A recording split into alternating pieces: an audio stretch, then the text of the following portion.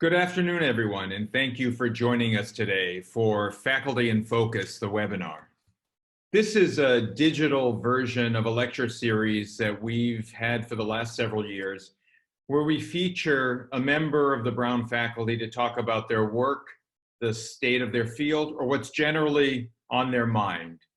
And the response has been very strong among faculty and staff, and now we're opening the digital version to a broader community. Today, we're focusing not on the expertise of one member of the faculty, but rather three. Our intent is to present perspective from across disciplines on the pressing matter of COVID-19 and the disproportionate impact it is having based on race, ethnicity, class, immigration status, and other factors that have rendered vulnerable populations more susceptible to the disease and its impact. We've all read the disturbing statistics about the higher rates of infection and death among African Americans, Latinos, Native Americans, and undocumented immigrants. The effect of the virus on these communities goes beyond health-related effects and includes economic, social, and legal issues as well.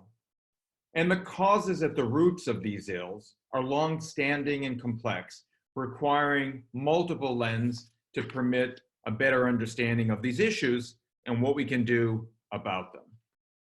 And here at Brown, we're extremely fortunate to have exceptional faculty engaged in highly relevant research and practice on exactly these thorny and deeply interwoven issues. And today we have three members of our faculty here to help us better understand the underlying factors driving these disparities, and also to offer some ideas of what can be done to address these issues. Our plan today is to hear from our panelists on a few related topics. I'll ask them a few questions. And then after about 30 minutes of discussion, we'll open up the session for question and answers. Now, please use your Q&A feature on the Zoom settings to pose a question, and we will try to get through as many of those questions as possible. Let me now introduce our panelists. It's really an incredible group of colleagues. I'm very, very happy and proud that they agreed to participate in this session today. We're fortunate to be joined by Professors Ron Aubert, Laura Lopez Sanders, and Amal Trivedi. And let me just say a few words about each one of them. Ron Aubert is a visiting professor of practice with appointments in the School of Public Health and the Center for the Study of Race and Ethnicity in America. Ron brings to Brown a depth of experience in the public and private sectors, including having served as commander for the U.S. Public Health Service, chief of the Epidemiology Section, Division of Diabetes Translation, at the Centers for Disease Control and Prevention, the CDC. He has also held positions at the University of North Carolina, Rutgers, and Emory University School of Medicine. Laura Lopez Sanders is an assistant professor of sociology here at Brown. Her research examines the role of institutions and societal policies in the patterning of inequality. Her work includes research on health and vulnerable populations, and focuses primarily on healthcare access and utilization for undocumented Latino immigrants. And Dr. Amal Trivedi is a general internist and health services researcher who studies quality of care and healthcare disparities, with particular emphasis on the impact of patient and provider incentives on quality and equity of care. He holds appointments with both the School of Public Health and the Department of Medicine here at Brown. Now, I've abbreviated the very impressive biographies of our three panelists so we can have as much time as possible to devote to discussion, but please visit the website for this event and you can learn a lot more about them. Really an incredible, impressive group of people. So why don't we sort of jump right in and start asking questions and begin the conversation. So let me begin with Amal. I'd like to ask you, so you're in the hospitals, and I'd like to have your perspective as a physician, as a researcher and as a policy advocate. What do you see as the most important factors driving the disproportionate impact of COVID-19 on communities of color? Thanks so much for inviting me part of this important discussion, and it's an honor to be here with you and with Ron and Laura. So thanks for the question. And as I reflect on COVID and disparities, I think the first point to bring up is that there's a lot that remains unknown because of the rather disturbing lack of systematic and comprehensive data, especially at the federal level. So what we have so far is an incomplete picture, and I suspect that a lot more will emerge in the weeks and months to follow. But what we do know at this point is alarming, and it suggests that the pandemic is taking a tremendous toll on communities of color. And I'll give just a few brief examples. So we take New York, which is the epicenter. African Americans have twice the death rate as whites. Latinx populations in New York have a death rate that's about 1.5 times as high. In Michigan, African Americans, 14% of the population, 41% of COVID-related deaths. Louisiana, African Americans are 32% of the population, 70% of the deaths. COVID is taking a tremendous toll in Navajo Nation. The death rate alone in Navajo Nation would place it third of the 50 states if it were a state. So this all points to COVID exacerbating the deep social and racial inequalities that have existed long before the pandemic. If we take a look at testing, and we all know how important testing is, that's been a frequent message from public health professionals: important to get tested. We need access to testing. We don't have quite as much information on testing rates, but at least in the states that have released data on racial access to testing, it appears that African American and Latinx populations have lower rates of actually receiving tests. So in my view, that's an example of what we call the inverse care law, which is that the groups in society that are most in need of care are the least likely to actually get effective services. So, the picture that ultimately emerges, even though we do have incomplete data, is that this pandemic is not a great equalizer. I think some of the early head fakes that we got early on in this pandemic suggested that we were all everyone was equally affected. So the outbreak in Italy occurred in one of the most affluent areas within Italy. I think back, personally, when did I start to realize that this was going to be change life as we know it in the United States? It's when Tom Hanks was diagnosed and an NBA player tested positive and canceled the NBA season, which led a lot of commentators at that point to think, well, this is a pandemic that affects everyone equally. And we're finding that that is absolutely not the case. In every instance of previous pandemics, whether we're talking about HIV, flu, TB, there is always a racial and socioeconomic gradient because the impact of those infections tends to fall very heavily on people with fewer resources. My other kind of broad thought about the COVID-19 pandemic is that when I think about the early stage, or the stage that we're in now, I think about severe shortages and scarcity and really everything that's needed to combat this epidemic: hospital beds, tests, ventilators, protective equipment, and then the lack of a coordinated federal response. So when you combine those things, shortage and scarcity, and no effective federal response or limited effective federal response, that is exactly the recipe for an exacerbation of inequalities that existed before the pandemic, unless there's coordinated action to try to directly impact inequality in the pandemic. So I know we're going to get to kind of reasons behind the disparity, but those are kind of my overarching views, just reflecting on the data, what we know about the COVID-19 pandemic and disparities. Great. No, thank you, Amol. That was terrific. Let me now turn to Ron and to Laura, and I want to ask you a related question. Let me start with Ron. Ron, what are you seeing now as the main health-related effects? So we heard from Amal about maybe what are the sort of drivers of this disproportionate impact on different populations, but what are you seeing as the main health-related effects of COVID-19 on marginalized communities?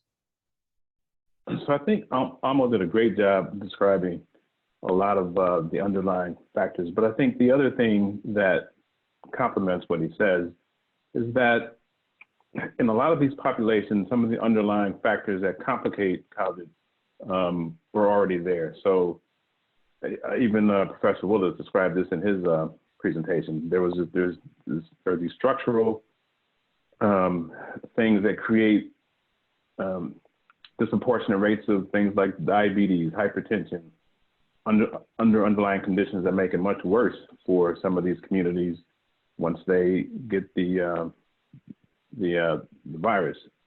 The other thing that I think is also important is the economic impact it has had on these communities. Higher rates of unemployment for populations that were already had financial insecurity, and with unemployment also comes really high rates of health insurance insecurity.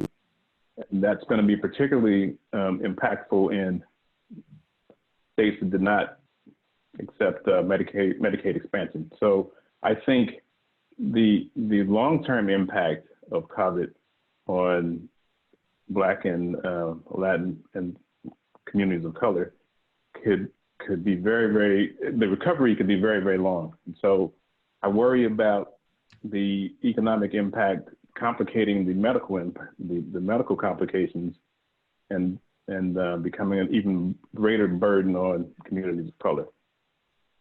Great. So, and related to that, I think the testing piece is going to be really, really critical as we try to come out of this. Excellent.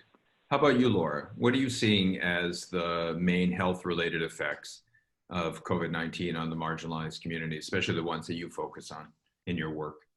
Well, I'm actually quite concerned and just following with Amal and what Ron were saying about issues of access and utilization, particularly for the undocumented immigrants. As we know, they're excluding from healthcare access, and they're not able to participate in the healthcare markets that many Americans participate in. And I think that it's a population that we're not talking much about in the research that is starting to come out on the disproportionate effect of COVID-19 on minority populations.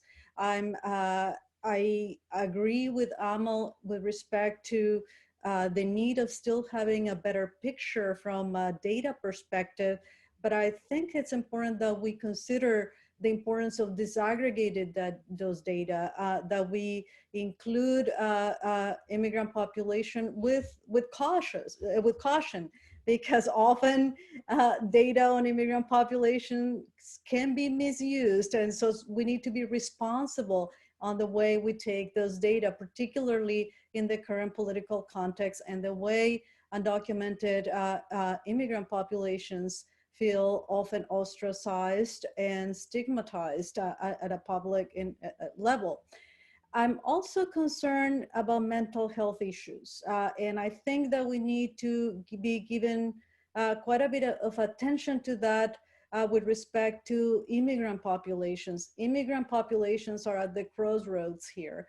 On the one hand, we have many families of mixed status, in which we have a combination of family members that are undocumented and family members who aren't. And so they have to make decisions about who's gonna have health care. And I think that is something that it concerns me that we don't engage these conversations as we starting to look, or that the data that we see are not including some of the analysis or care on these issues. So I think that mental health is going to have some implications with respect to concerns that families have about healthcare access and utilization.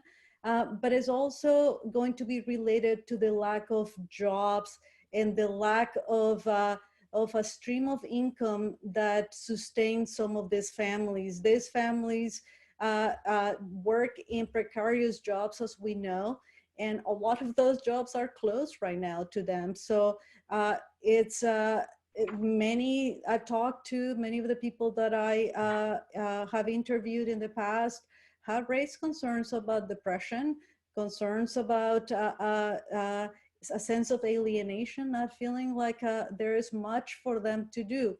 And lastly, I like to say that access is still something that is really important, and it varies regionally.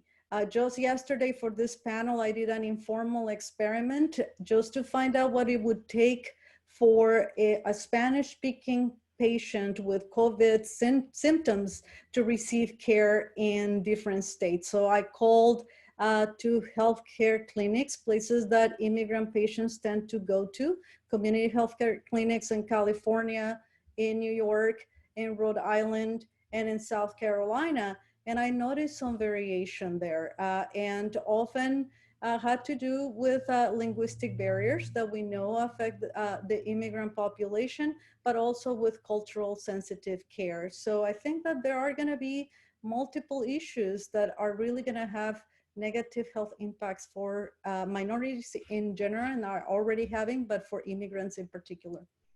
Great. That's very cool that you did that that sort of experiment on the fly. That's incredibly interesting. So far, all of you have talked about the kind of some of the things that are really driving both the disproportionate impact and also its effects have to do with issues around access to healthcare, especially quality healthcare, culturally competent healthcare, access to testing, and access to, of course, the economic conditions that allow people to sort of move forward and get access to healthcare. And then what you're all saying is that it's going to have a long-term effect, just because, and that it's not, we're all in this together is the phrase. On the one hand, that's true. On the other hand, it's impacting people very, very differently because of where they're starting in our society.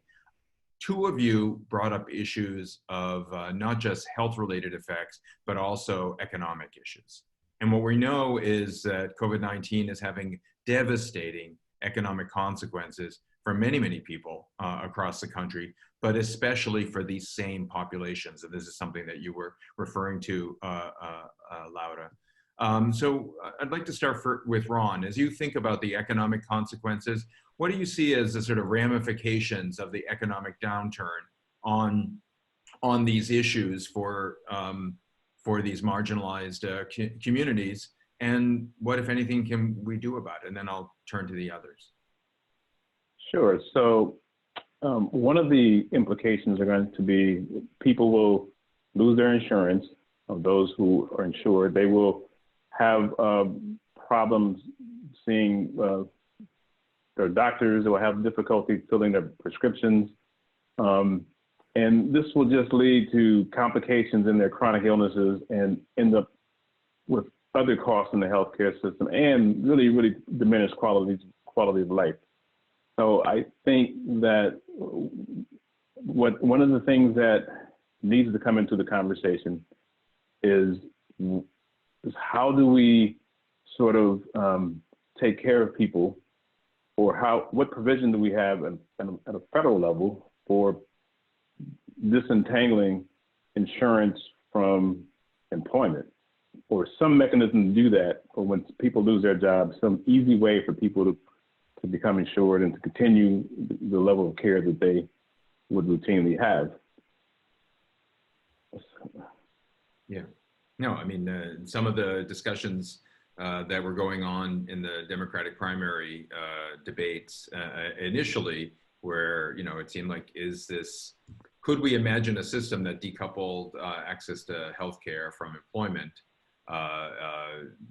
Some people say, well, it's probably not doable, but maybe this pandemic has showed that maybe things are more doable than we thought, or certainly more necessary than some had thought. Correct. Right. Laura, what do you think? Because you also were beginning to talk about these issues of economic consequences, mixed status families, et cetera. What do you see as the ramifications of this economic downturn for these marginalized communities? Well, I think that a lot of the people that I study have, or for immigrant communities, they have very little in terms of savings, right?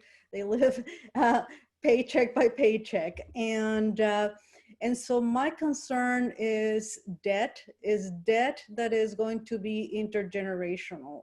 That we are not only going to be the effects of COVID-19, the economic effects on COVID-19, and immigrant parents, that we might see this situation affecting second generation American born immigrant children and forward. So and the impact that I can see is increasing levels of debt and potentially the trade-offs of the implications of this, whether do I go to college or do I have to take a job to help my family? And I see it in my students now, some of them returning home and taking that level of responsibility, starting to shift their priorities to contribute to their families economically as their parents are getting laid off or being furloughed. So I think that they are going to be not continuing, some of them not continuing in the path to excellence that they have been,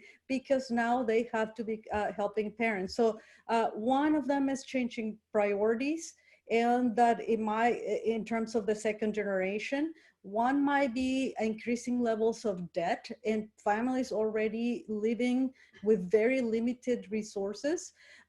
Other concerns that I have is, and this is based on research that I conducted during the Great Recession, is some families moving from the formal economy to the informal economy, to even more precarious situation. During the Great Recession, immigrant families who lost their jobs, who were already working in the formal economy with a few more benefits, ended up losing those jobs and going in the informal economy, which is not a good situation for many families. In families that already work in informal economy, with the jobs that are not available, with no traffic in the streets, they have no way to build any savings. So essentially they are in no man's land right now, but we need to start thinking about, what kind of safety net we're gonna be reconstructing to absorb all of the constraints that many of the families that we study, or the populations that we study, are gonna be facing in the future. No, that was excellent, thanks. And Amol, how about you? What do you see as the ramifications of this economic downturn on the populations that we're focusing on today? I first think about today's headline, which is that we're now up to 30 million claims for unemployment in the last 4 weeks, which is unprecedented. And I know Ron and Laura both kind of outlined what a severe trauma it is to lose your job. But there's a particular form of cruelty in the US healthcare system, which is that often when people lose their job, they also lose their health insurance. And that means that they will have an erosion in access to care. It's going to disproportionately impact people with chronic conditions right at the time when they lose their income. So that is kind of top of mind for me because of the enormous and robust evidence we have about the effects of health insurance on health outcomes and on disparities in outcomes, because racial and ethnic minorities are more likely to be uninsured. So that's kind of the first thought that I have, the effects on access to care. The second is the effect on the safety net. And in the United States, we have a very segregated form of healthcare where racial ethnic minorities are seen by a relatively small number of outpatient clinics, hospitals, and nursing homes. And these minority serving institutions were in a state of crisis before the pandemic. Why? Because they are less funded. They take on bad debt, or they're paid lower by the Medicaid program. They have less in the way of staffing, fewer resources. These are the exact settings that were hit particularly hard during the COVID-19 pandemic, especially some of the reports that we're hearing from hospitals in Queens and in the Bronx. So I'm very worried about access to care, to safety net institutions, and especially community health centers. We're now seeing reports of community health centers that are furloughing their employees because the outpatient volume is down. That's another unfortunate feature of our healthcare system. We pay based on service, not based on health. So I'm very worried about the populations who are disproportionately communities of color that rely on the safety net. And I just wanted to kind of circle back to one earlier point about kind of the drivers of disparity. And because it relates to a lot of what both Ron and Laura brought up, which is the ability to distance. And the fact that social distancing is a privilege. I think about that every time I open up my laptop in the morning, how fortunate I am to be able to work from home. And a lot of the folks who can't distance, grocery store workers, people who work in transportation, or even at the hospital where I work at, most people think of hospital workers as doctors and nurses. It takes an entire army of staff to stand up a hospital.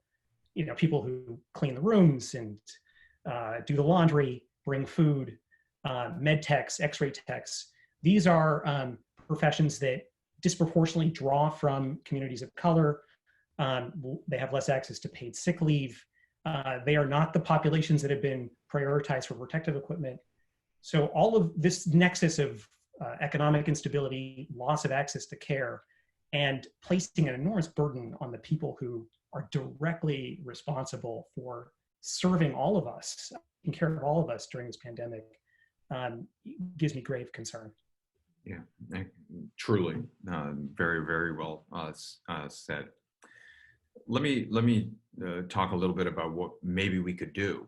So I think all of you have done a great job laying out what the issues are, the factors driving it, the consequences. The consequences are even greater than we might initially conceive of.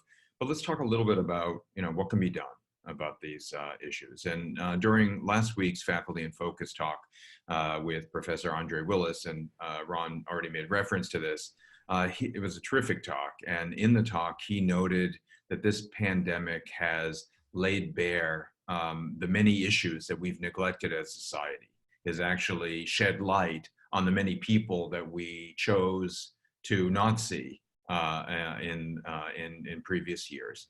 And what Professor Willis charged us to do was to commit to refuse to go back to a status quo ante, to the sort of in the post-pandemic world, not to just go back to what it used to be, the normal, but to actually try to envision a different society that saw people that previously hadn't been seen, that focused and addressed issues that we previously chose to ignore or not dedicate enough energy to. Now, you're all policy-minded scholars. So what needs to happen to affect this kind of change? And also, are there examples of places that are already beginning to address some of these issues more effectively than others? And why don't we start with you, Amol?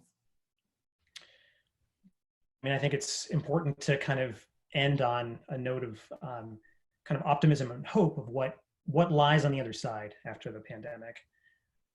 So there are some immediate steps that I think are kind of important to think about in the short term. So I know I started off saying, we need more data, but I just don't think you can manage or address disparities without accurate and comprehensive data. It's not sufficient, but it is necessary. And, someone once said, all politics are local. I believe all disparities are local. And the disparities that may exist in some regions of the country may be driven by very different factors than other areas, and we need kind of granular and rigorous data to really design solutions. So I'm a public health researcher. I believe in the importance of data, and we still don't have it. So that's an important role that the federal government can play. I think testing, it's the only way through this, according to all of the public health professionals, is more widespread availability of testing. And yet what we've seen in some locations in the country is that the sites of testing have not been located in the areas that have the greatest need. So that's why I was encouraged by the decision in Rhode Island to locate its next testing center actually in a place where you can walk up and receive testing, because about 25% of the residents of Pawtucket, Providence, and Central Falls actually have no regular access to a car. Paid leave, I think, is really important. We're one of the few countries, upper income countries in the world, that lacks paid leave. If you are sick and you are now facing a choice between getting a paycheck or remaining at home, well, that is, you can easily see how that will exacerbate a pandemic. So these kinds of social policies, hazard pay for frontline workers, that's another policy solution that I think is well justified given the risks that a lot of lower income and minority workers are facing during the pandemic. And then I think we can imagine a more just and humane healthcare system in which people don't lose access to care when they lose their job, and they have lower financial burdens placed on them, and they don't have to make decisions about medical care based on their willingness to pay or ability to pay. But undergirding all of this, I think, is in what I'll call in health equity, an equity orientation, which is that disparities are not a piece of the pandemic. They're not an issue related to the pandemic. It's the whole thing. The whole thing is disparities. And so what I would like to see is an orientation from every policymaker that thinks about equity in every decision we make. So if we're going to open up, if we're going to ease social distancing, how will that affect the most vulnerable among us? I think that needs to be central to the orientation, because if there is some group in our society that's left behind, I think the pandemic that injures everybody. So that, to me, is kind of the vision and the hope. Some short-term solutions, but a change in orientation. Great, thank you. Laura, what do you think? What needs to happen to sort of affect change, to seriously address these issues that we're seeing so prevalent today? I think that I do believe in a policy system that is guided by an equity orientation. We need to have that at the forefront of any of our solutions, and the way we are analyzing the information that is starting to come through with respect to the disparities on racial minorities. I do also think that we need to look at what some of the states and local areas are doing right. And in my brief informal experiment yesterday, I was I gladly encountered some really nice examples when calling some people, for instance, California. I talked to some of the outreach workers in the community centers, and they went out of their way to try to find a way of how I would get tested as a Spanish-speaking uninsured person. And so there is this compassionate care coming from healthcare workers that it's there. So but we, as Amal was saying, we need to reward those efforts. These are members of those communities who are not receiving the level of pay that they deserve for trying every way possible to help others to help vulnerable populations. So one of the key issues here is to really continue to fund outreach efforts for vulnerable populations with respect to connecting them to the right services, to have outreach workers that are culturally sensitive and that understand the communities that they're working with. We had a great opportunity to do this in America with our system of federally qualified healthcare centers. They are the new immigrant institution. They're the new institution of connecting vulnerable populations with all other social services, not just health. If we continue to fund them, if we continue to increase their capacity across the nation, not just in individual states, will be much better off with respect to issues of access and utilization. Great, thank you. And how about you, Ron? What do you think needs to happen to bring about real change? Yeah, so I agree with what both Amo and Laura have already stated. And I think related to that, I think we need to really think about a strategy of screening in a way that we don't, in a way that's equity based, pretty much like Amo described. I also think that, and it creates a situation where we have the opportunity to really employ people like Laura described, people that can be very instrumental in terms of the contact tracing and the follow-up that come along, that sort of go along with that. I also think that we should think about screening in a strategic way that also has a component of education. So as Amo described, there are a lot of households where social distancing is just not going to be practical. And if that's the case, what are some of the alternatives, or how can we coach a family up to try and create an environment that achieves minimizing transmission? The other thing that was already talked about was some way to protect wages. So like, for example, in the UK, they've committed to paying up to anything that's COVID related, people getting furloughed or laid off, they'll pay up to 80% of a person's wage up until they're just above the median income, capped at just above the median income, for at least 3 months, and then reevaluate in 3 months. Those are the kinds of things I think we should be considering. I think the other thing, just from a citizen perspective, Laura's done a very eloquent job identifying the contributions of immigrant communities. The same is true for African American and other Latin communities, that we discovered that these are essential workers.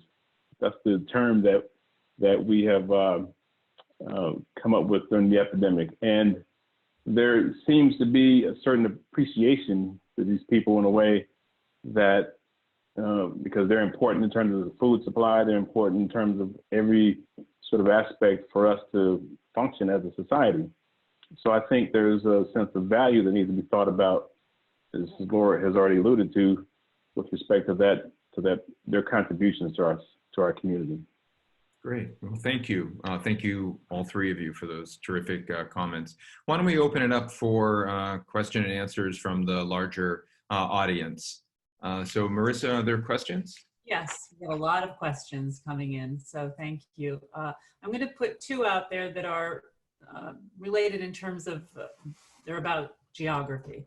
So the first one is, why do you think that the Hispanic population in Rhode Island, which is about 16% in terms of the census data, is being more affected with positive outcomes compared with other states with similar proportions of Hispanics? So that's one question about Rhode Island specifically.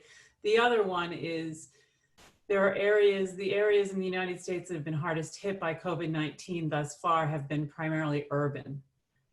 Many warn that a rural COVID-19 crisis is coming, owing to the older and sicker populations and weaker healthcare infrastructure. How might health disparities look differently in rural areas versus urban areas? Okay. So who wants to take that first question about Rhode Island versus other parts? One thing to kind of note about Rhode Island is that Rhode Island has the highest per capita testing rate of any state in the country. And that I think should be recognized, because I think that is the way towards getting through this epidemic and getting to a point where some of the social distancing measures are eased. Why it is that outcomes can vary for Hispanics in Rhode Island versus other areas, I think we don't know the answer to that yet. But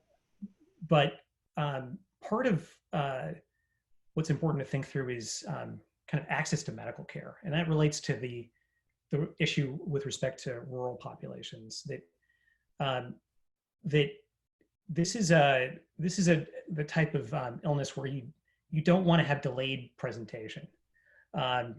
And so having ready access to outpatient care, acute care, and so that, and there's more kind of trust in the healthcare system is important, because I think that's what we've seen with other parts of the country is delayed presentation and overcrowded emergency rooms are a combination that can often lead to substandard outcomes. I also want to kind of mention nursing homes. We haven't talked about nursing homes. Nursing homes are, depending on the state, 25 to 50% of the deaths have occurred in nursing home populations. And there is a crisis of nursing home care in rural America. And so that is one thing I'd be very concerned about, is access to testing, hospital care, other types of acute care in rural nursing homes. So I think it's very early. We need to be told about generalizing the experience in New York, Boston, other urban areas of the country to rural America, and be very vigilant about the impact of the pandemic should outbreaks occur in rural areas. So there are a few policy-related questions. The first one is directed toward Professor Lopez Sanders, but others I think may be interested in responding as well. Given that single-payer legislation exists in both chambers of the Congress that would cover immigrants of all status in addition to the general public, should the U.S. adopt an emergency single-payer system that could cover all costs at the point of service? Would this help alleviate disparities of healthcare for marginalized communities?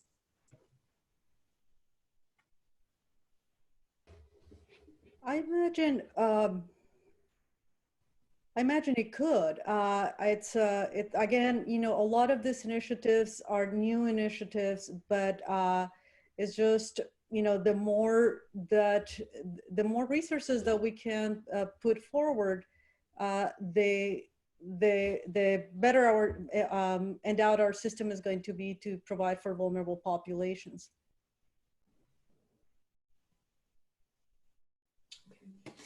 Anyone else want to add to that about the possibility of legislation? I just want to say that I'm not sure exactly what should be done, but it seems like something has to be considered. There are 30 million people at this point that are unemployed, and a significant portion of those folks are going to lose their insurance. And related to the point that Alma made earlier, it might not just be that person. If that person is the subscriber to a family plan, that entire family will lose their insurance. And so I think there's going to have to be some thought about giving some sort of safety net or some quick way for people to extend their insurance coverage through these periods which could be long periods of unemployment. I don't know exactly what that should look like, but I think that has to be part of the discussion. Just a couple broad points about what's already been mentioned by Laura and Ron. I mean, this is going to have a disproportionate impact in states that did not expand Medicaid under the Affordable Care Act. So in expansion states, having income less than the poverty level will grant eligibility for most people to get Medicaid coverage. That option does not exist in non-expansion states, the states that did not expand under the Affordable Care Act. And those are states where there's a higher fraction of the population that's African American. So that is, I think there will be uneven impacts of this increase in uninsurance across the US. The other part of this is that there's currently a Supreme Court decision that is being deliberated that would, depending on the decision, invalidate all of the Affordable Care Act. And this would occur in the next year. And it would invalidate not just the insurance exchanges, but also all of the Medicaid expansions and potentially eliminate health insurance coverage for 20 million people. So the idea of, on top of the 30 million that have filed unemployment claims, to then invalidate the Affordable Care Act and have an additional 20 million people potentially losing coverage during a pandemic seems like a disaster to me, and something that we should think about apart from whether to proceed with single payer health insurance. So we have a few questions about advocacy. One was in response to Professor Trivedi's mention of the lack of a federal response. Should we be doing more? What should we be doing to require more of a federal response? And then the other is, do panelists feel that organized political and or other action demanding redress are likely as the Black, Latinx, and Native populations realize en masse and in stark relief exactly where they stand in the scheme of things? So what kind of advocacy generally, and should, and particularly communities of color, how active can they be, should they be, and how effective do we think they can be? Well, I think it's important to keep advocating. I mean, most of the response during the pandemic has been at the state and local level. But that's not to say that advocacy can't, compel some aspects of the federal government to be more responsive. So, the Medicare program has tried to do some things with regulation in terms of telehealth, funding community health centers, and easing access to or payments for hospital care that even doesn't occur in the four walls of a hospital. So there's been some flexibility in the Medicare program. I think there's been a lot of demands on the Medicare program to release more data, on individual level rates of hospitalizations and outcomes by race, ethnicity. So there are some parts that, I think it's important to keep demanding of the federal government to play a more coordinated and constructive role. And just go ahead, Laura. I would just like to add that a lot of the working with community-based organizations, it's another possibility that they have built alliances with some local leaders. They have a pulse on the community, and I think that they can't. I mean, those kinds of partnerships are going to be important in terms of advocacy. And I was just going to augment that by saying advocacy has been very, very important in major epidemics in this country. I mean, advocacy during the HIV epidemic really helped shape how the federal government changed how it did business, particularly on the drug approval side. So I definitely think it's important, and there's a continued role for advocacy, and particularly trying to move the federal and trying to improve the federal response. We have a few questions from students. Basically, a number of students writing about being from marginalized communities themselves. What is Brown doing specifically to support their needs? And also, what can Brown be doing more broadly to address some of these issues?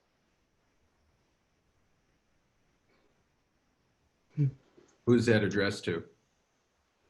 Well, I think anyone can take that. I mean, there's two parts of it. One is how are we supporting that many of these issues that we're talking about are affecting students from marginalized communities and their families. And so how are we thinking about that as a university? And then also, what can the university be doing to address these issues? So let me, I can maybe start, and then certainly others can join in. What the university has done this year to address the impact, the very disproportionate impact of COVID-19 on different members of our community is to make sure that we're providing financial support, technical support, travel support, counseling support, and even income support to our students from an array of different backgrounds, knowing that the impact would have a disproportionate impact on different students from different kinds of backgrounds. So that is our commitment. We do already subsidize health insurance for any of our students who may not have the quality health insurance that we offer here at Brown. We provide that subsidy for all students, and they can apply for it. So that's what we have been doing for a number of years, and certainly we picked up on that this coming year in response to the pandemic. What we're trying to do as an institution is certainly, I think it's pretty well publicized that we've gone out there to help with food security issues. We've gone out there to help with health care and support, whether directly in the hospitals or to provide through research, a lot of work on cures, on testing, on ventilators, et cetera. And we're also housing first line responders in our dorms right now. The university, through its mission, and this is part of what we're doing in this panel, is to address these issues and not to ignore them. You know, could we do better? Yeah, of course we could. But I think that there's so many of us in this university community that are dedicated to trying to address exactly these structural issues. But let me turn it over to my colleagues. Totally agree with everything you said. I think when I think about Brown University's role, I think about number one, knowledge generation. I think you covered that. Many of us have reoriented our research focus to try to play a constructive role in the pandemic through basic science, through social policy research, and very much a lot of research focused on disparities, the effect of the pandemic on disparities and policy solutions to address disparities. Then there's the teaching component, which I think this is an example today of trying to educate ourselves, learn from each other, and convene public formats to educate the community about the effects of the COVID pandemic. And then, you know, the final piece is being a leader in the community, whether we define community globally or locally. And I'm proud of the efforts that Brown has made in those directions, although, of course, as Provost Locke just mentioned, there's always room for improvement and ways to do more. Great.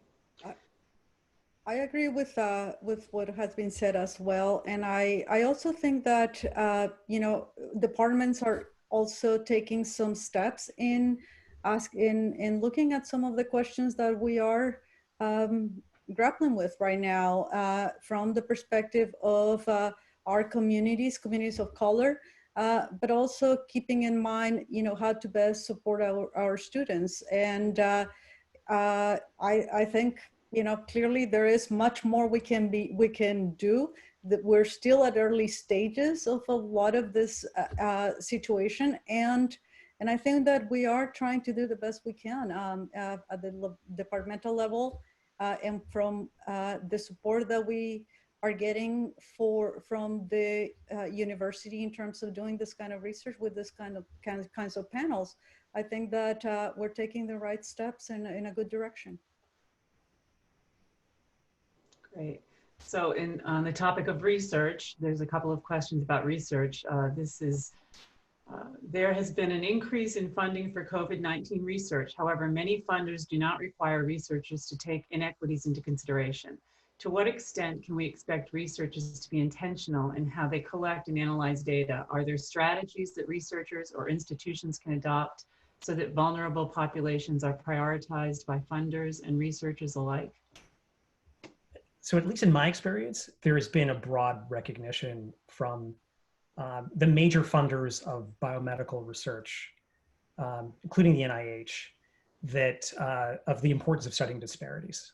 So there are specific funding opportunities to examine the disparate effects of COVID-19 on vulnerable groups. There could always be more funding in that area. But I think that's a lot of my work focuses on disparities in the quality of care in the healthcare system. And in terms of the interactions that I've had with funders, they have recognize the importance of supporting that work. But part of the reason for data, and I know I've brought that up a couple of times, is that having rigorous data that shows the extent of a public health problem can capture the attention of funders. And that's why I think it's so important that we need kind of systematic federal data on the impact of the pandemic so that we can make a very compelling case to the major funders of research, of health-related research, about how vital it is to focus the agenda on inequalities stemming from the pandemic. So there's a few questions about testing as well. Here's one. How do we encourage the universality of testing access as social distancing is ultimately reduced, especially considering that a consolidated federal effort against the pandemic has been virtually non-existent?